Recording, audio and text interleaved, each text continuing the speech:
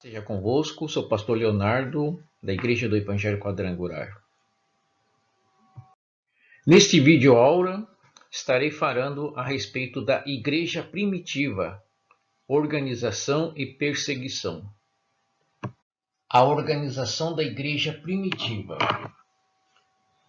Passados aproximadamente 20 anos depois da crucificação do Senhor Jesus Cristo, em todos os centros mais importantes da civilização no entorno do mar Mediterrâneo, havia grupos de seguidores de Cristo. Ao estudarmos o Novo Testamento, principalmente o livro de Atos dos Apóstolos, encontramos menção dos cristãos procedentes de várias regiões como Roma, Corinto, Éfeso, Etiópia, bem como Alexandria no Egito e muitas outras cidades espalhadas por toda a vastidão do Império Romano. No capítulo 2 do Atos dos Apóstolos, está registrada a descida do Espírito Santo no dia de Pentecostes e mais de uma dezena de regiões diferentes estavam ali representadas e se maravilhavam ao ouvir os indoutos discípulos falando uma linguagem que cada grupo entendia em sua própria língua.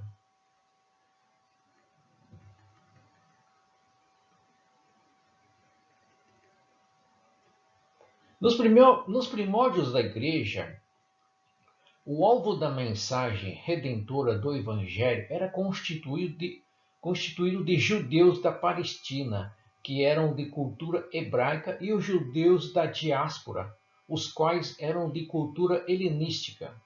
O que caracterizava a igreja primitiva era a sua humildade, aliada a uma unidade sustentada pelo amor entre os irmãos. A prática da caridade era uma característica marcante na comunidade cristã primitiva.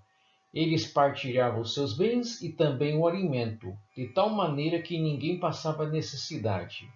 Os que tinham muitas propriedades as vendiam e entregavam o produto de venda aos apóstolos, os quais administravam e faziam a distribuição de alimentos e vestuário para os que não tinham. Com a dispersão provocada pelo tumulto que culminou com a morte do Estevão e, consequentemente, perseguição, se espalharam por todos os lugares. Dois textos registrados no livro do Atos dos Apóstolos. No capítulo 2, versículo 42 ao 47 e capítulo 4, versículo 32 ao 37. Assim diz a palavra do Senhor. E perseveravam na doutrina dos apóstolos e na comunhão, e no partir do pão e nas orações. E em toda a alma havia temor e muitas maravilhas e sinais se faziam pelos apóstolos. E todos os que criam estavam juntos e tinham tudo em comum. E vendiam suas propriedades e fazendas e repartiam com todos, segundo cada um havia de mister. E perseverando unânimes todos os dias do templo, e partindo o pão em casa, comiam juntos com alegria e singeleza de coração, louvando a Deus e caindo na graça de todo o povo. E todos os dias acrescentava-os o Senhor Jesus à igreja aqueles que se haviam de salvar. Agora vamos para o Atos dos Apóstolos, capítulo 4, 32 a 37. E era um coração e a alma da multidão dos que criam. E ninguém dizia que coisa alguma do que possuía era sua própria, mas todas as coisas lhe eram comuns. E os apóstolos davam com grande poder testemunho de ressurreição do Senhor Jesus, e em todos eles havia abundante graça. Não havia, pois, entre eles necessitado algum. Porque todos os que possuíam herdades ou casa, vendendo-as, traziam o preço de que fora vendido e o depositavam aos pés dos apóstolos. E repartiam-se por cada um, segundo a necessidade que cada um tinha. Então José, cognominado pelos apóstolos Barnabé, que traduzido é filho da consolação, levita e natural de Chipre, possuindo uma herdade, vendeu-a e trouxe o preço e o depositou aos pés dos apóstolos. Assim era a vida da igreja, irmãos. Uma comunidade comprometida, liderada por homens competentes e comprometidos com o reino de Deus. Enquanto os apóstolos pregavam e ensinavam, Deus dava testemunho de sua palavra, operando sinais e maravilhas. Paralelamente, toda a comunidade, além de interceder e louvar, também dispunha ao ministério de ação social. É claro, bem diferente do que é a prática do social em nossos dias, pois naquela época o que era distribuído para os pobres era uma doação dos ricos, por sua própria iniciativa,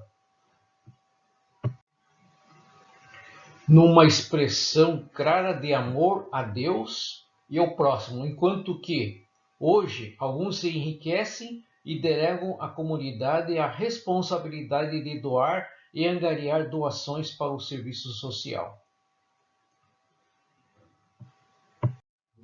As primeiras perseguições. Um historiador romano chamado Suetônio escreveu sobre a dispersão dos judeus. Descreve uma série de tumultos ocorridos em Roma, causando uma grande confusão entre o povo. Segundo ele, tais tumultos se originaram em torno da divulgação do nome de uma pessoa chamada Cristo. E é importante observar que em meio a estes tumultos é que surgiu o primeiro mártir do cristianismo, um judeu helenista, diácono da igreja chamado Estevão. No capítulo 7 do livro de Atos dos Apóstolos, temos o relato das acirradas discussões, as quais culminaram com a morte do Estevão por apedrejamento. A partir de então, as perseguições aos discípulos de Cristo se generalizaram. Entretanto, ao fugirem de um lugar para o outro, eles não deixaram de dar o testemunho da pessoa e da obra redentora de Cristo. Ao chegar à região da Síria, eles se estabeleceram em Antioquia, como que formando um quartel-general, pois dali eles enviavam ou eram enviados pela igreja para levar as boas novas de Jesus às outras regiões. Foi também nessa cidade que o povo começou a chamar de cristãos aqueles que seguiam e apregoavam as doutrinas de Cristo. O próprio Saulo se tornou um feroz perseguidor dos cristãos com o aval dos líderes do judaísmo, ou seja, ele se colocou a serviço dos judaizantes em perseguição aos cristãos, embora julgasse estar prestando serviço a Deus. Com a morte de Tiago em 42, a mando do Herodes Agripa, o grupo dos 12 apóstolos também se dispersou. Em 66 houve uma série de rebeliões e a comunidade cristã, que ainda não era muito grande, se refugiou em Pela, na Decápole. A dispersão dos judeus foi de extrema importância para a propagação da fé cristã, porque onde chegavam os judeus, ali surgia também uma sinagoga e esta foi fundamental nos primeiros anos de evangelização. O cristianismo encontrou terreno fértil nas comunidades que eram simpáticas à lei mosaica. A partir destas comunidades foram surgindo as primeiras igrejas cristãs fundadas pelo apóstolo Paulo. E nessas sinagogas, os líderes faziam a leitura das Escrituras. E quando havia algum irmão visitante que estivesse de passagem por ali, esse irmão era convidado a comentar para as demais acerca da leitura que fora feita. Assim, o apóstolo Paulo, em poucas ocasiões, teve a oportunidade de ouvir a leitura do texto e depois dirigir a palavra para a comunidade reunida. E em sua explanação, ele esclarecia sobre a lei de Moisés, mostrando que essa lei fora cumprida por Cristo e que a partir de então muitos itens da lei, como a circuncisão, por exemplo, agora já não era necessário serem observadas. É evidente que isto gerava insatisfação por parte de alguns judaizantes, mas por outro lado era compreendido pela grande maioria dessas comunidades. Abraçava a nova fé com alegria, pois se julgavam livres dos ditames da lei que lhe eram impostos de forma arbitrária e radicalista pelos líderes dos judaizantes.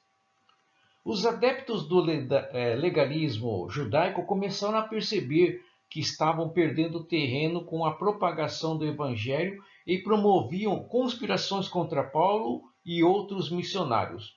Geralmente, essas conspirações se transformavam em tumultos, exigindo a intervenção das autoridades romanas, e quando havia interferência das forças militares romanas, eles acusavam o apóstolo de baderneiro, ao mesmo tempo em que, perante as autoridades religiosas, acusava o apóstolo de ensinar ao povo contra a lei de Moisés. Daí a necessidade do apóstolo de se retirar de uma cidade para outra. Contudo, sua passagem sempre deixava rastros positivos, pois ao fundar uma comunidade cristã, ele nomeava um líder para cuidar da obra e partia para outros lugares onde sempre abria novas igrejas. E a perseguição contra os cristãos e a pregação do evangelho, iniciada logo nos primórdios da igreja, continuaram através dos séculos e ainda continuam em nossos dias, ainda que de maneira mais sutil. Hoje, essa perseguição se manifesta em forma de discriminação, difamação, escárnio e até mesmo por leis proibitivas como pretexto para tolher os movimentos da Igreja do Senhor Jesus Cristo. Naquela época, porém, as perseguições eram pautadas por prisões, açoites e toda sorte de crueldade, inclusive o martírio que culminava em morte, o qual era imposta aos cristãos nas mais variadas maneiras de crueldade.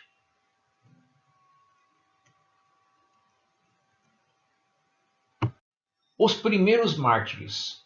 Os cristãos no primeiro século constituíram um exemplo vivo de fé, de coragem e, acima de tudo, de dedicação e submissão à vontade de Deus.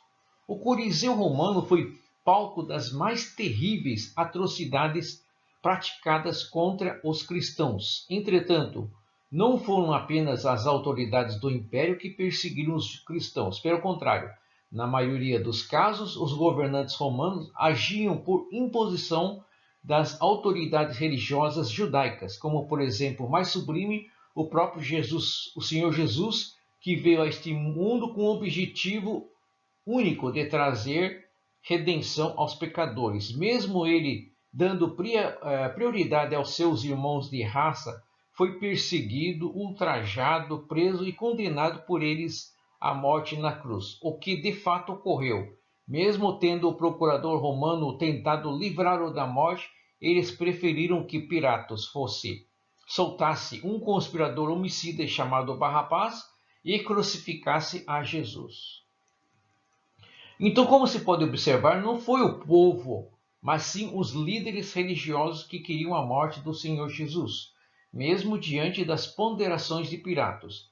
Estes, sabendo que a lei romana, que apesar de dura e cruel com os criminosos, jamais condenaria um inocente, inflamaram a multidão, constrangendo-a a pedir a libertação de um perigoso homicida e a condenação do inocente, filho de Deus. É evidente que este comentário é apenas para salientar a crueldade do coração humano, principalmente daqueles que se acobertam sob a capa da religiosidade, para alcançar os seus infames objetivos.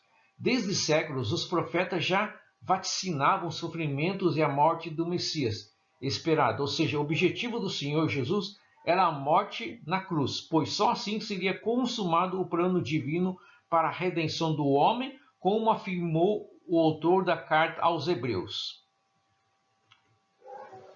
E semelhantemente aspergiu com sangue o tabernáculo e todos os vasos do ministério, e quase todas as coisas segundo a lei se purificam com o sangue, e sem derramamento de sangue não há remissão.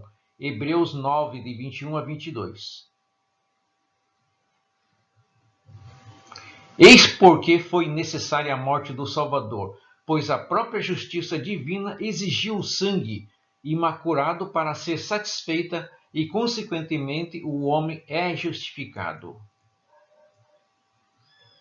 Então Estevão, como seu primeiro mártir, cujo martírio foi descrito anteriormente, muitos outros discípulos do Senhor Jesus Cristo também foram martirizados no período da formação e organização da igreja, ainda no primeiro período das perseguições. Temos, por exemplo, Mateus, que se chamava Levi, filho de Alfeu, era coletor de impostos e no exercício desta função foi chamado pelo mestre para segui-lo.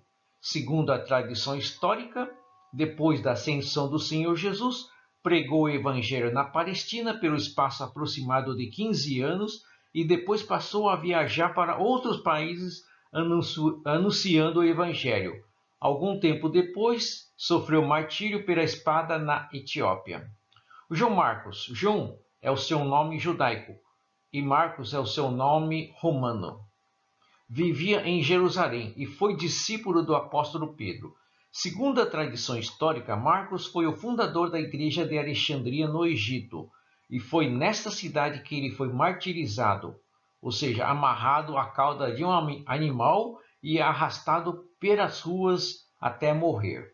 Lucas era um homem culto e exercia medicina. Ele foi o seguidor de Paulo e provavelmente foi seu médico particular. Escreveu o evangelho que leva o seu nome e também o livro de Atos dos Apóstolos. É considerado o primeiro historiador da igreja e apologista literário do cristianismo.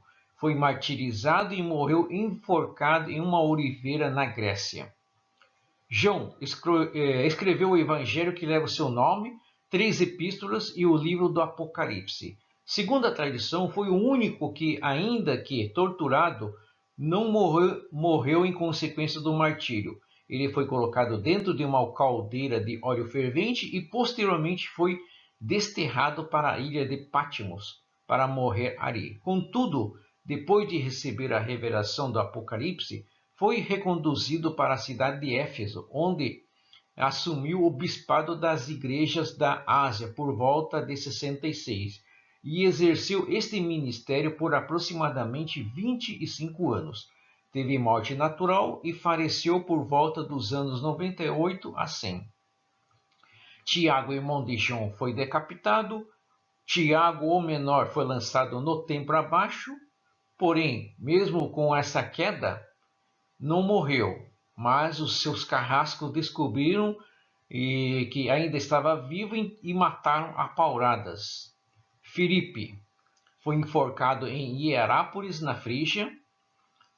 Tomé foi amarrado em uma cruz, segundo a tradição, e ainda pregou o evangelho até que veio a falecer. André foi martirizado e teve seu peito atravessado por uma lança. Simão, o Zelote, morreu crucificado na Pérsia. Pedro, segundo a tradição, foi crucificado de cabeça para baixo. Paulo estava acorrentado em um cárcere romano quando disse: porque eu estou sendo oferecido por aspersão de sacrifícios e o tempo da minha partida está próximo. Combati o bom combate, acabei a carreira, guardei a fé. Desde agora a coroa da justiça me está guardada, a qual o Senhor, justo juiz, me dará naquele dia, e não somente a mim, mas também a todos os que amarem a sua vinda. Pouco tempo depois de ter escrito estas palavras, o apóstolo foi decapitado por ordem do imperador. Então, irmãos, estes foram os primeiros cristãos que, perseverantes, selaram a sua fé com a própria vida, mesmo diante de seus algozes. Em nenhum momento blasfemaram ou se desesperaram. A tradição afirma que muitos carrascos se converteram mediante o testemunho de fé e coragem de suas vítimas. Os imperadores e as perseguições. Então, neste tópico, será apresentada uma lista de imperadores romanos, desde Augusto, que no ano de 27 anos antes de Cristo, até Licínio, que encerrou seu governo em 323 depois de Cristo. Maior destaque será dado àqueles que governaram no período de maior perseguição ao cristianismo, ou seja, Nero e Diocleciano.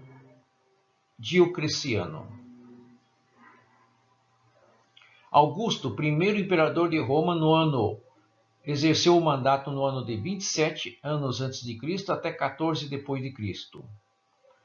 Foi durante a sua administração que nasceu o Senhor Jesus Cristo. Tibério, segundo imperador romano, durante a sua administração, dois fatos de extrema importância para a humanidade aconteceram: a morte e a ressurreição do Senhor Jesus Cristo. Carígora manifestou ser portador de loucura sádica de irresponsabilidade. Nesta situação, mandou erigir uma estátua sua no Santo dos Santos no templo. Cláudio tomou 3 medidas em relação ao cristianismo. Expulsou os judeus de Roma, reprimiu agitadores judeus importados da Síria para a cidade de Alexandria. Um decreto imperial punia com certo rigor os violadores de túmulos. Nero. Segundo a narrativa histórica, a igreja, desde a morte de Cristo, sofreu uma série de perseguições, ora com maior, ora com menor intensidade. Normalmente, essas perseguições eram provocadas por judeus fanáticos que lideravam o judaísmo. Em algumas poucas ocasiões, houve gentios que também se levantaram contra os cristãos. Até então, não se encontra em nenhuma referência histórica que aponte imperadores ou autoridades romanas como responsáveis por qualquer tipo de perseguição aos seguidores de Cristo. Nero, porém, veio interromper essa linha de procedimento de seus antecessores, surgindo como o primeiro e o mais cruel governante romano a perseguir a Igreja do Senhor Jesus. Nos primeiros anos do seu governo, os cristãos agiam com certa liberdade. Havia cristãos entre os funcionários do governo e até mesmo dentro da família imperial. E a história registra que a escalada da violência que marcou o reinado de Nero teve início no ano de 55. No verão de ano de 64, sob o pretexto de reedificar a cidade de Roma, mandou incendiar um dos bairros mais pobres da cidade. Enquanto as chamas ardiam, ele tranquilamente tocava a lira no aconchego de seu palácio e dava gargalhadas observando o desespero dos moradores do bairro em chamas. Para a população, Nero era o principal suspeito, mas para afastar de si a suspeita, ele acusou os cristãos como responsáveis pelo incêndio. Uma terrível perseguição se desencadeou contra os seguidores de Cristo, e milhares foram torturados e mortos, entre eles o apóstolo Paulo. Os principais eventos do reinado de Nero: incêndio de Roma, a perseguição cruel, cristãos de Jerusalém fogem para Pela. Aí temos alguns outros imperadores desse período até chegar no governante chamado Vespasiano. Vespasiano, seu nome completo era Titus Flavius Sabinus Vespasianus. Ele dirigiu o cerco de Jerusalém por causa de uma revolta dos judeus, quando foi convocado para ser imperador em Roma. A partir desse momento, deixou seu filho Tito como general em chefe das forças romanas. E o principal evento ocorrido em sua gestão foi a queda de Jerusalém, no ano de 70 anos depois de Cristo. Tito, próximo governante, ficou conhecido como General Tito, que comandou o exército romano e foi responsável pela queda de Jerusalém. Domiciano. No que diz respeito às questões religiosas, Domiciano foi o primeiro imperador a reivindicar honras divinas, ou ainda em vida, porque antes de sua gestão acreditava-se que imperadores, depois que morriam, assumiam a posição de divindade e eram cultuados. Foi também este imperador o autor de uma das maiores perseguições à Igreja do Senhor Jesus. Ele acusou os cristãos de ateus por se recusarem a prestar cultos. e perseguiu e matou milhares de cristãos, entre eles o seu próprio primo, Flávio Clemente, e sua esposa Flávia Domitila. Foi exilada por ser cristã e também foi sob o governo que o apóstolo João foi exilado para a ilha de Patmos. Trajano, embora considerado um dos melhores imperadores, decidiu manter as leis do império, entre elas a que condenava o cristianismo como uma religião ilegal, pois a igreja era tida como uma sociedade secreta e, portanto, proibido pelas leis romanas. Embora não molestasse os cristãos, castigava com todo rigor aqueles que, porventura, fossem acusados de algum delito. Simão, bispo de Jerusalém e irmão de Jesus, foi crucificado. Inácio, segundo bispo de Antioquia, foi levado preso para Roma e lançado vivo às feras. Estes figuravam entre os muitos cristãos que sofreram martírio durante o reinado de Trajano. Adriano, apesar de dar continuidade à perseguição, tratava com benevolência os cristãos, o que resultou em significativo progresso do cristianismo. Adriano mandou construir em Jerusalém um templo em honra a Júpiter. Os judeus liderados por Bar-Cocheba, que fingia ser o Messias, se rebelaram e de armas em punho provocaram várias batalhas durante quase 3 anos. Finalmente derrotados, grande parte dos sobreviventes foram vendidos como escravos, os demais foram expulsos. A partir de então, Jerusalém ficou sem nenhum habitante judeu. Antonino o Pio, embora tenha abrandado a perseguição ao cristianismo, Antonino decidiu manter a lei que considerava ilegal qualquer sistema religioso que não reconhecia como legítimos os deuses do império.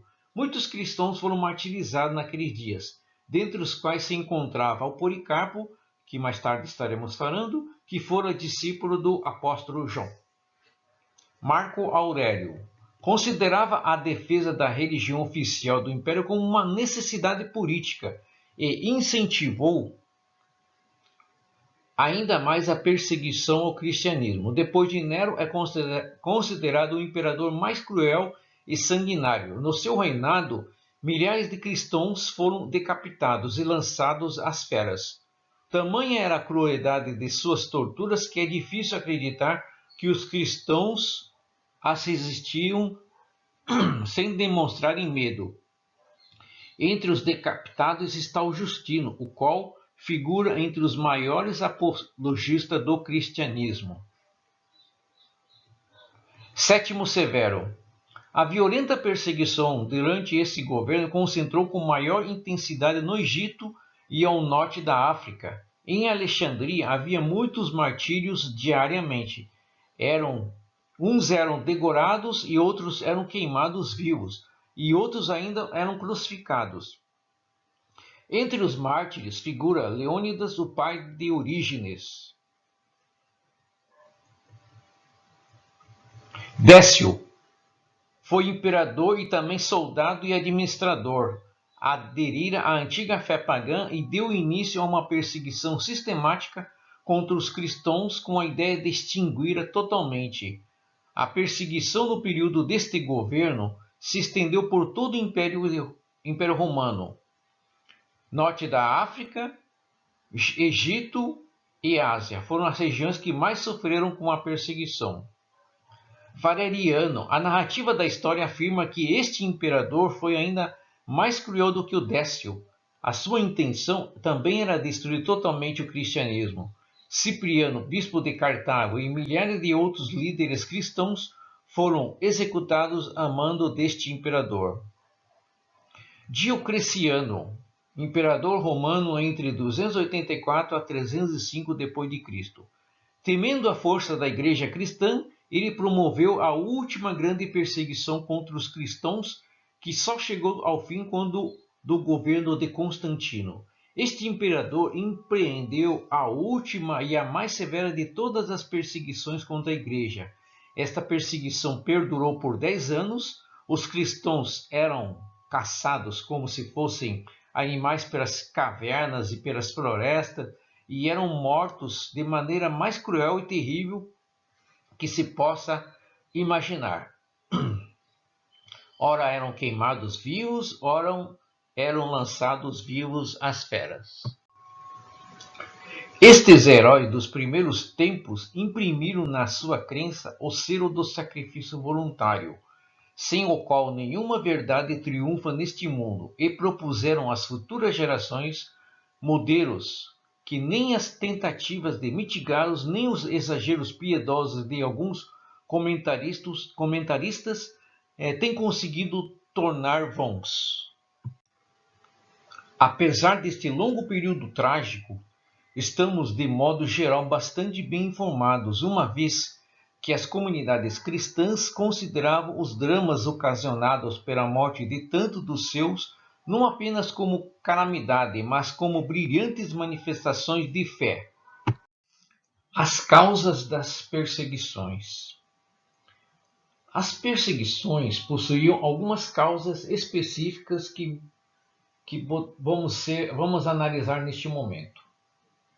No âmbito político, o cristianismo exigia fidelidade e comportamento ético e religioso que previa lealdade a Cristo ao invés de César. Os líderes romanos consideravam isto uma afronta a Roma e previam que os cristãos tinham o interesse de fundar um governo dentro do outro governo. Neste momento, o Império Universal confrontou-se com a Igreja Universal. Algumas práticas cristãs colaboravam para a suspeita dos romanos em termos de deslealdade. Eles eram contrários a oferecer incenso nos altares dos templos em honra ao imperador. Aqueles que o fizessem tinham autorização em praticar uma segunda religião. Realizavam cultos à noite e ao amanhecer, e muitas vezes em segredo. Para os romanos, isso significava que a qualquer momento os cristãos poderiam se rebelar contra o governo, ameaçando a unidade e a segurança de Roma. Além do aspecto político, havia também um elemento religioso. A religião romana era mecânica e ritualista, dirigida a um panteão de diversos deuses, inclusive os deuses estrangeiros de povos por ele conquistados. Desde que o imperador estivesse no topo da hierarquia, outros deuses eram aceitos e assimilados. Os cristãos não possuíam ídolos e o seu culto era interno, não externo como a religião romana. Quando oravam, eles não dirigiam as suas orações e a nenhuma imagem, e isso era percebido como ateísmo aberto pelos dirigentes romanos. O caráter discreto de suas reuniões, que não eram realizadas às vistas do povo como a oficial, também levantava todo tipo de rumores de imoralidade e práticas bestiais por parte dos romanos. Eram acusados de matar e comer crianças, praticar canibalismo, incesto, orgias sexuais e diversas outras práticas perversas.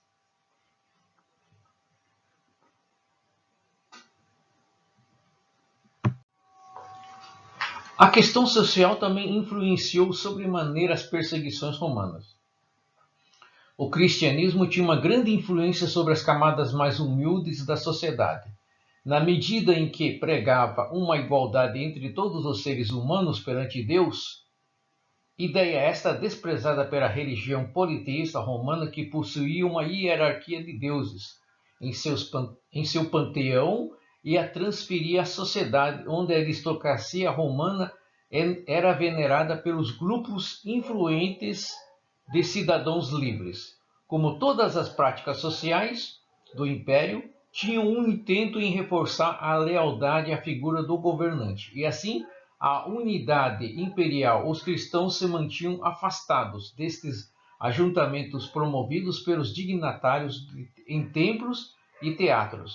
Este estilo de vida cristão era uma censura velada à vida de excessos e depravação promovida pela cultura romana. Por fim, existem as causas econômicas relacionadas ao início das perseguições. As cidades que possuíam templos dedicados aos deuses eram pontos de peregrinação e toda a economia local era movimentada ao redor dos templos. Artesãos de ídolos, hospedagens, alimentação, tudo dependia da presença dos peregrinos. Com o crescimento do cristianismo, houve um declínio nessas atividades econômicas, o que, por sua vez, trouxe a antipatia crescente cada vez mais das camadas da sociedade romana.